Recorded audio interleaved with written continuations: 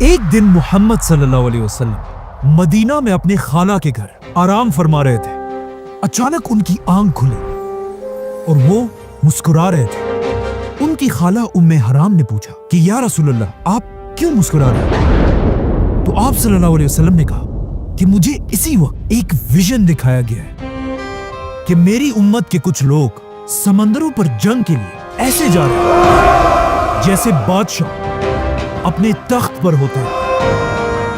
یہ سنتے ہی ان کی خالہ ام حرام نے کہا کہ یا رسول اللہ، آپ دعا کریں کہ میں بھی اس فوج میں شامل ہوں۔ تو آپ صلی اللہ علیہ وسلم نے انہیں جواب دیا کہ آپ اس فوج میں ضرور ہوں گے۔ رسول اللہ صلی اللہ علیہ وسلم کے بعد مسلمان حضرت عمر کے دور میں دنیا کی سب سے بڑی سپر پاور بن چکے تھے اور مسلمانوں کی فوج ایسٹ ویسٹ ہر طرف پھیل چکی تھی۔ لیکن اب بھی مسلمانوں کی ایک بہت بڑی کمزوری تھی، سمندر۔ اور رومن امپائر بار بار اسی سمندر کے راستے مسلمانوں پر حملے کیا کرتی تھی، کیونکہ اب تک مسلمانوں کے پاس اپنی کوئی بھی نیوی نہیں تھی۔ اسی لیے حضرت عمر کے زمانے میں ان کے ایک گورنر حضرت معاویہ رضی اللہ عنہ نے ان کی طرف ایک لیٹر بھیجا کہ اب وقت آ چکا ہے کہ مسلمان بھی اپنی پاورفل نیوی بنائیں۔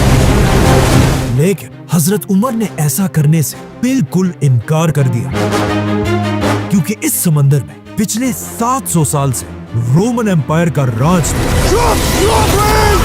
اور ان کے پاس دنیا کی سب سے بڑی نیوی تھی، 1000 جنگی کشتی، جس کی وجہ سے اس پورے سمندر کو رومن سمندر کہا جاتا تھا، جس کے مقابلے میں مسلمان ڈیزرٹ میں رہنے والے لوگ تھے اور ان کے پاس سمندروں میں جنگ کرنے کا کوئی ایکسپیرینس نہیں تھا۔ لیکن جیسے ہی حضرت عمر کے بعد مسلمانوں کے نئے خلیفہ حضرت عثمان بنے، انہوں نے معاویہ رضی اللہ عنہ، جو حضرت عمر کے دور میں ایک چھوٹے سے علاقے کے گورنر تھے، حضرت عثمان نے انہیں پورے شام کا گورنر بنا دیا۔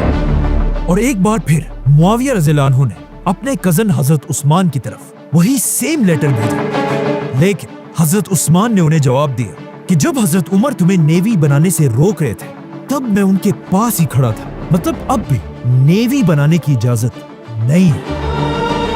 لیکن حضرت معاویہ بار بار خلیفہ عثمان سے نیوی بنانے کی اجازت مانگتے رہے، یہاں تک کہ ایک لیٹر میں انہوں نے یہ بھی لکھا کہ رومن امپائر کا سائپرس ہمارے اتنے قریب ہے کہ وہاں کے کتوں کے بھونکنے کی آواز بھی ہمیں یہاں سنائی دیتی ہے۔ بائی دی وے، یہ صرف حضرت معاویہ نے ایک مثال دی تھی، اصل میں وہاں سے کتوں کی آواز نہیں پہنچ سکتی۔ آخر حضرت معاویہ کے بار بار کہنے پر حضرت عثمان نے انہیں سائپرس پر حملہ کرنے کی اجازت دے دی، لیکن حضرت عثمان نے کہا کہ تم ایک ہی شرط پر نیوی بنا سکتے ہو کہ اگر واقعی تم کشتیوں پر جنگ کرنا اتنا ہی آسان سمجھتے ہو تو پھر اس جنگ پر تم سارے جنرلز اپنی بیویوں کو بھی ساتھ لے کر جاؤ گے۔ معاویہ رضی اللہ عنہ نے خلیفہ عثمان کی یہ شرط قبول کی اور اسلام کی پہلی نیوی بنانے کا حکم دیا۔ لیکن یہاں مسئلہ یہ تھا کہ مسلمانوں میں کسی کو بھی بڑے بڑے جنگی جہاز بنانے کا طریقہ نہیں آتا تھا، تو پھر مسلمانوں نے آخر یہ نیوی بنائی کیسے؟ اصل میں اس سے بہت سال پہلے جب مسلمانوں نے یہ سارے علاقے فتح نہیں کیے تھے اور یہاں رومن امپائر کی حکومت تھی، رومن امپائر نے اپنی نیوی کے لیے فلسطین اور ایجپٹ میں جنگی جہاز بنانے کے 2 بڑی بڑی فیکٹریز بنائی تھی، جہاں رومن امپائر کی نیوی کے لیے بڑے بڑے جہاز بنائے جاتے تھے، جن کا نام تھا ڈرومون۔ اور یہ اتنی بڑی کشتیاں تھیں کہ ان میں ایک ہی ٹائم پہ 300 واریئرز سوار ہو سکتے تھے۔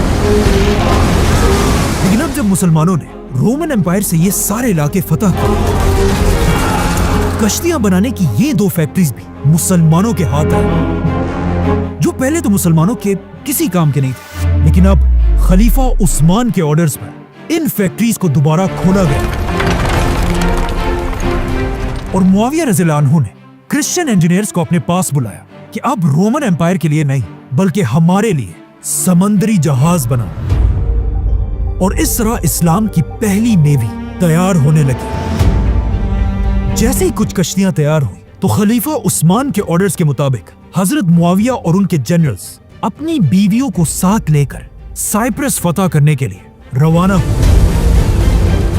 यहाँ एक बहुत ही इंटरेस्टिंग बात यह थी, हजरत मुआविया के जनरल्स में से एक की बीवी का नाम था उम्मे हराम रज़ियल्लाहु अन्हा। ये वही उम्मे हराम थी जिन्होंने आप सल्लल्लाहु अलैहि वसल्लम से कहा था कि या रसूलल्लाह, आप दुआ करें कि मैं भी उस फौज में शामिल हूँ। तो आप सल्लल्लाहु अलैहि वसल्लम ने उन्हें जवाब दिया कि आप उस फौज में जरूर होंगे।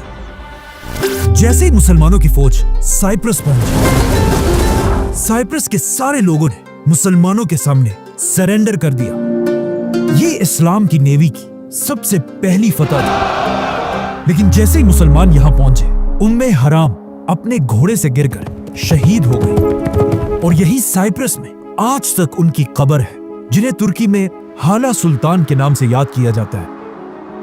इसके बाद अगले 4 साल तक साइप्रस मुसलमानों के कंट्रोल में रहा। लेकिन 4 साल बाद जब मुसलमानों की नेवी में कश्तियां और भी बढ़ गई, हजरत मुआविया इन सारे जहाजों को लेकर और भी आगे बढ़े और सीधा रोमन एम्पायर के कैपिटल कॉन्स्टेंटिनोपल, इस्तांबुल की तरफ बढ़ने लगे। यहां तक कि कहा जाता है कि मुसलमान रोमन कैपिटल के इतने करीब पहुंच गए कि मुसलमान अपनी आंखों से रोमन बादशाह के किले को देख रहे थे और रोमन बादशाह कॉन्स्टेंस मुसलमानों की फौज को देख रहा था। मुसलमान रोमन कैपिटल पर हमला करने के लिए बिल्कुल रेडी थे, क्योंकि उन्हें पता था कि रसूलुल्लाह सल्लल्लाहु अलैहि वसल्लम की एक हदीस है, जो भी मुसलमान फौज सबसे पहले रोमन बादशाह के शहर पर हमला करेगी उन्हें जन्नत मिलेगी। जैसे ही हजरत मुआविया कैपिटल की तरफ बढ़ने लगे, उसी वक्त उन्हें खबर मिली कि पीछे साइप्रस में मुसलमानों के खिलाफ बगावत हो चुकी है।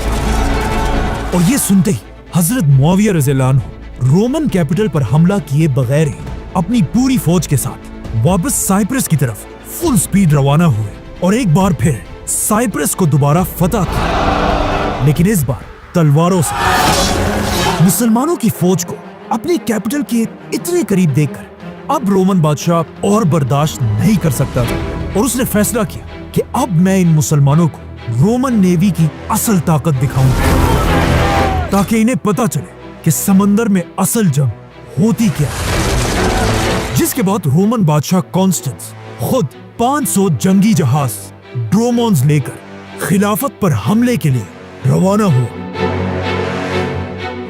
ये कश्तियां दिन रात सफर करके तेजी से मुसलमानों की तरफ बढ़ रही थी। लेकिन जैसे ये 500 कश्तियां साइप्रस के करीब पहुंची, तो वो ये देखकर हैरान रह गए कि सामने मुसलमानों की 200 जंगी जहाज पहले ही उनका इंतजार कर रही थी,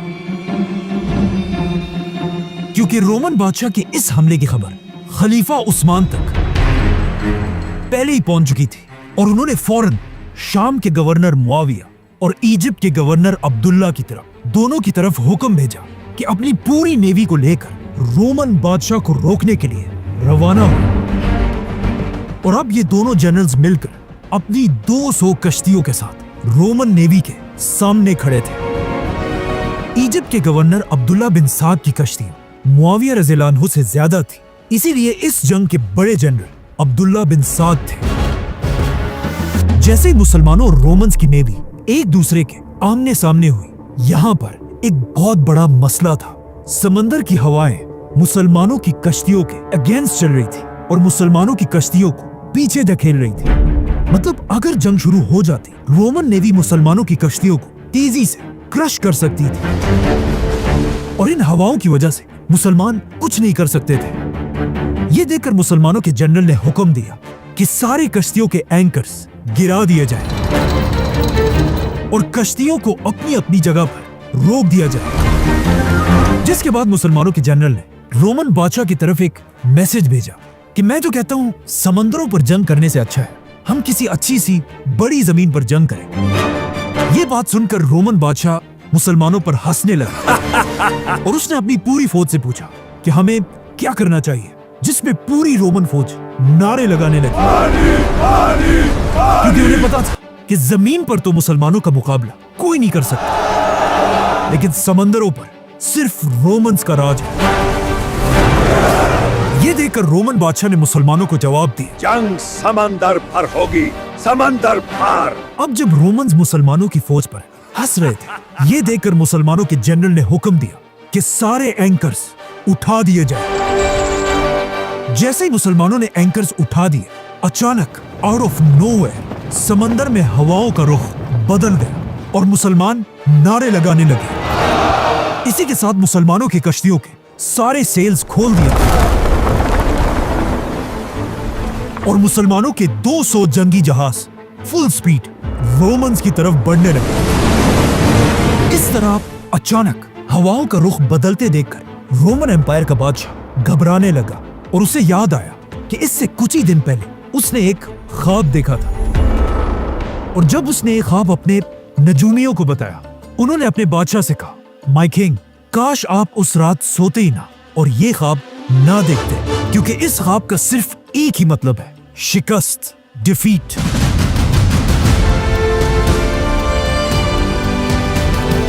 मुसलमानों की कश्तियां तेजी से रोमन्स की तरफ बढ़ रही थी और जैसे ये कश्तियां बिल्कुल एक दूसरे के करीब पहुंची तो ऑफ कोर्स क्या होना था?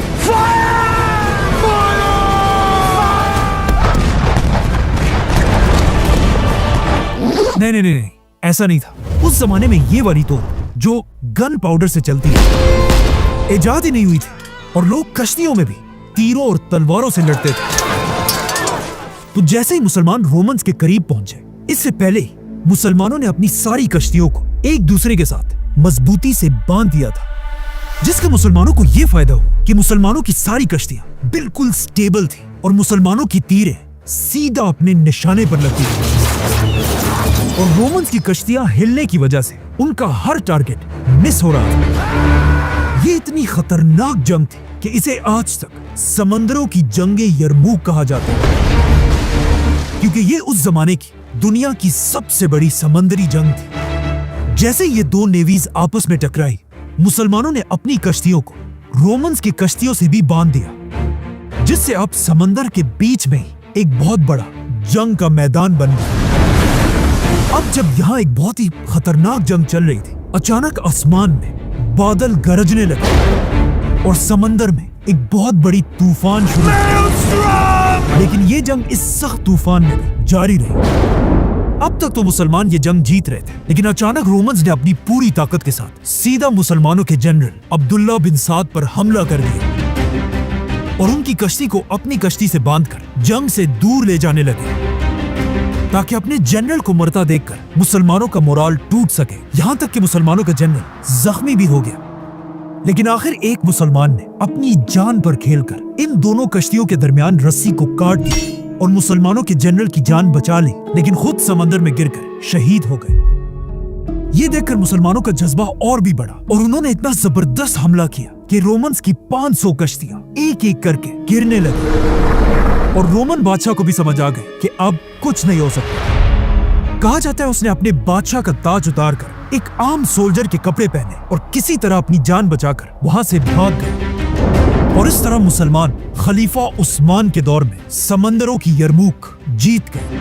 अब रोमन एम्पायर की कमर बिल्कुल टूट चुकी थी और उनका बादशाह जख्मी हो चुका था, लेकिन फिर भी हजरत उस्मान को अच्छी तरह पता था कि रोमन कैपिटल को फतह करना इम्पॉसिबल है। जिसके बाद खलीफा उस्मान एक नया बहुत बड़ा प्लान बनाने लगे और उन्होंने अपने दूर के गवर्नर की तरफ एक लेटर और उसके साथ एक नक्शा भेजा, जिसमें हजरत उस्मान ने इस्लाम के फ्यूचर का प्लान बताया और कहा सबसे पहले मुसलमान स्पेन को फतह करेंगे, उसके बाद फ्रांस, फिर इटली, फिर ग्रीस और इस तरह पूरे यूरोप को फतह करने के बाद मुसलमान आखिर रोमन कैपिटल पर हमला करेंगे।